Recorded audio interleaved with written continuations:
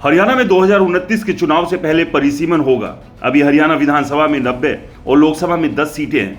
आने वाले लोकसभा चुनाव से पहले हरियाणा में लोकसभा की सीटें बढ़कर 14 और विधानसभा की सीटें बढ़कर 126 हो सकती है। बीजेपी ने ग्राउंड लेवल पर इसकी अभी से तैयारी शुरू कर दी है। बीजेपी हरियाणा के हर गांव का सर्वे करा रही है। इसमें देखा जा रहा है कि ऐसे कितने गांव हैं जहां बीजेपी आज तक चुनाव नहीं जीती और ऐसे कितने गांव हैं जहां से बीजेपी चुनाव जीतती रही है। इसमें पिछले 2 चुनावों का डाटा निकाला जा रहा है। लोकसभा और विधानसभा वाइज यह रिपोर्ट तैयार हो रही है। बीजेपी को इसकी मदद परिसीमन कराने में मिल सकती है। इससे पहले 2007-2008 में हरियाणा में परिसीमन हुआ था। उस समय हरियाणा में कांग्रेस की हुड्डा सरकार थी। इस दौरान कई विधानसभा को तोड़कर नया बनाया गया था। खासकर हिसार, सिरसा, अहिरवाल क्षेत्र में कई जगह परिसीमन में बदलाव हुए थे। नई परिसीमन में हुड्डा और शैलजा के गढ़ में छेड़छाड़ हो सकती है। इसके लिए बीजेपी सर्वे का डाटा तैयार करा रही है। इस हिसाब से विधानसभा को तैयार किया जाएगा जिससे कांग्रेस को सीधा सीधा नुकसान हो। रोहतक, हिसार, सिरसा, फतेहाबाद और मेवात के एरिया में परिसीमन कर बदलाव किया जा सकता है। यहां बीजेपी ने विधानसभा की एक भी सीट नहीं जीती है।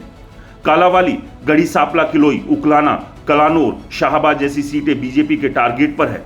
हुड्डा की विधानसभा सीट गढ़ी सांपला किलोई को रिजर्व किया जा सकता है। कलानौर को जनरल सीट में बदला जा सकता है। इसी तरह एलनाबाद विधानसभा से दड़बा या चोपड़ा नई विधानसभा निकाली जा सकती है। हिसार लोकसभा से उचाना हल्के को बाहर कर जींद को लोकसभा क्षेत्र बनाया जा सकता है। हरियाणा में विधानसभा की 36 और लोकसभा की 4 सीटों की संभावित बढ़ोतरी के साथ प्रदेश राजनीतिक रूप से काफी ताकतवर राज्य के रूप में उभर कर सामने आएगा।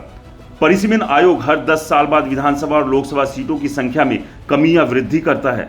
इन 10 सालों के अंतराल में आयोग के पास बहुत से ऐसे केस और अर्जियां पहुंची है जिसमें लोकसभा और विधानसभा सीटों की संख्या बढ़ाने के साथ ही उन्हें आरक्षित करने के प्रस्ताव दिए गए हैं। संबंधित लोग अपने अपने हिसाब से आयोग के पास दलीलें भेजते हैं जिसका धरातल पर वेरिफिकेशन करने के बाद परिसीमन नए सिरे से किया जाता है। फिलहाल प्रदेश में 10 लोकसभा सीटों में से 2 सीटें अंबाला और सिरसा आरक्षित है, जबकि 90 विधानसभाओं में से 17 सीटें अनुसूचित जाति के लिए आरक्षित है।